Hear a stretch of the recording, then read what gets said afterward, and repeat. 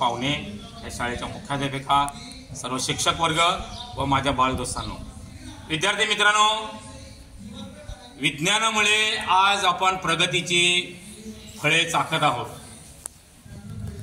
अनेकांना नोबेल पारितोषिक मिळाले जगामध्ये. दरवर्षी 5 लोकांना विज्ञानामध्ये पारितोषिक मिळतात. पण आपल्या देशामध्ये एकमेव असे हे विज्ञानाचे नोबेल पारितोषिक विजेते आहेत. मग तुम्ही सांगाल मदर तेरेसा आपल्या देशातली, पण त्यांना शांततेचं मिळालं. अमर्त्य सेन होते, त्यांना वाङ्मय अर्थशास्त्राचं मिळालं. अजून असे काही जे आहेत, रवींद्रनाथ टागोर, त्यांनी सुद्धा कविता संग्रह केलेला. पण विज्ञानाचं पारितोषिक एकमेव लोकांना मिळाले. कोण? डॉक्टर सी.व्ही. रामन.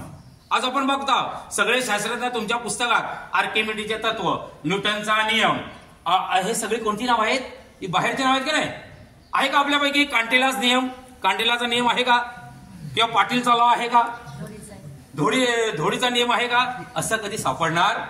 मग याच्यासाठी आपल्याला वैज्ञानिक दृष्टिकोन निर्माण करणे, आणि याच्यासाठी 1987 साली राष्ट्रीय विज्ञान दिन साजरा करण्याचे ठरवलं. आणि का ठरवलं? तर थोर सी.व्ही. रामन यांनी 1928 साली आपला प्रबंध जो होता, कोणता प्रबंध? कारण हे शोध लावले म्हणजे नुसतं शोध नाही, तो प्रबंध करावा लागतो, मोठं पुस्तक, आणि खरोखर सगळे शास्त्रज्ञ बसतात आणि त्याच्यानंतर तो खरोखर खरा आहे का, आणि मग त्याच्यातून मग ते यशस्वी झाला पाहिजे. सगळी कमिटी बसते आणि मग खरोखर हा शोध लावलेला आहे. मग हा शोध कशा प्रकारे लावला? जेव्हा त्यांची आई कपडे धुवत असते तेव्हा बघा साबणाचे बुडबुडे निघतात, माहिती आहे ना? मग हे बुडबुडे का येतात आणि मोठ्या फुटतात आणि रंग दिसतात की नाही?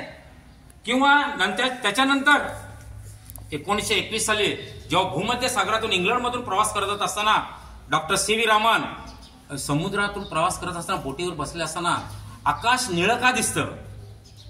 मग हे प्रकाशाचं परावर्तन होतं. काय होतं? परावर्तन आणि विकिरण. हा लक्षात घ्या. परावर्तन म्हणजे आरशावर प्रकाश पडला का लगेच मार्ग बदलतो, पण विकिरण बघा, सकाळी सूर्य उगवताना मावळताना सूर्य जरा मोठा दिसतो, तांबूस रंगाचा दिसतो का नाही? कारण ते जे धुळीकण असतात, काही मॉलिक्यूल असतात, त्याच्यातून जाताना ते प्रकाश किरणाचा मार्ग बदलतो. आणि अशा प्रकारे याच्यातून शोध लावला, त्यालाच रामन स्पेक्ट्रा असं म्हटलं जातं. आणि त्याचं एक महान कार्य, आणि म्हणून त्यांना नोबेल पारितोषिक दिलं. आणि त्याच्यासाठी आपल्यामध्ये वैज्ञानिक दृष्टिकोन निर्माण व्हावा यासाठी काय केलेलं आहे? शासनाने राष्ट्रीय विज्ञान दिन. आता विद्यार्थी मित्रांनो, वैज्ञानिक दृष्टिकोन म्हणजे काय? की तुम्हाला ताप आला का तुम्ही कुठे आता दवाखान्यात जाता का? भक्ताकडे.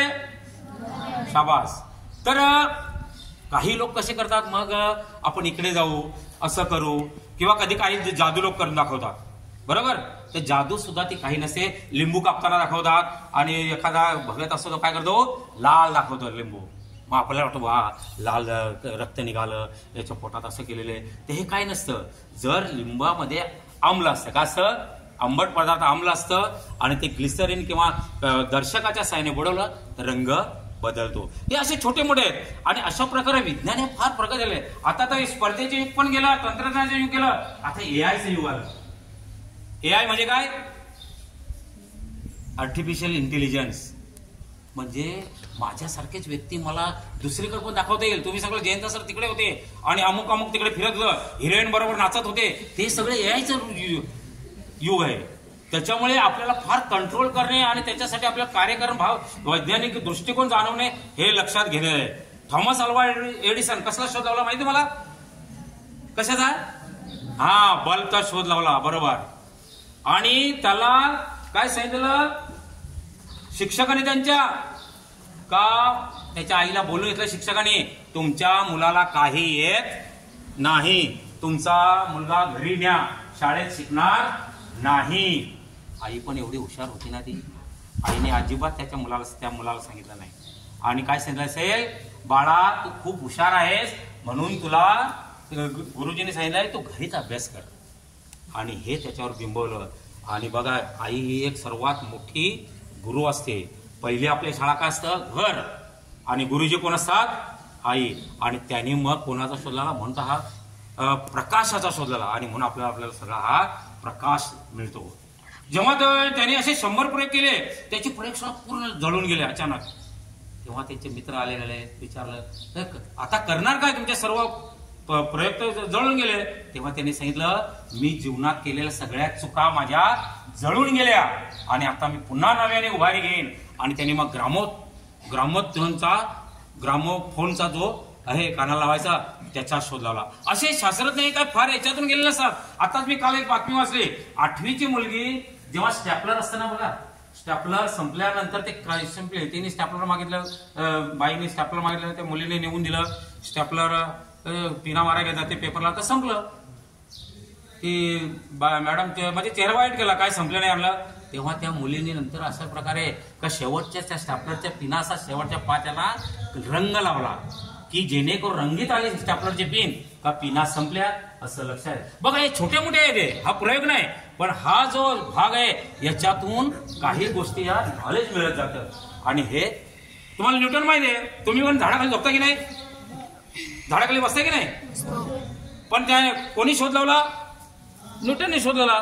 तुम्ही काय ते सफरचंद खाल्लं असं, पण त्यांनी का खालीच का पडला, असा का गेला नाही, वर का नाही गेला, तिरका का नाही गेला, हे शोध केले. म्हणून आपण सुद्धा विज्ञानाचा अभ्यास करताना आताचा अभ्यास पुस्तक एक किडा नाही राहायचं, तर त्याच्या डीप मध्ये शिरायचं. सीबीएसईचा अभ्यास करायचा आहे आपल्याला आणि ऑल इंडिया लेवलचा. पूर्वी काय करायचं, इथला अभ्यास केला म्हणजे आपल्याला मुंबईला फक्त टिकायचं.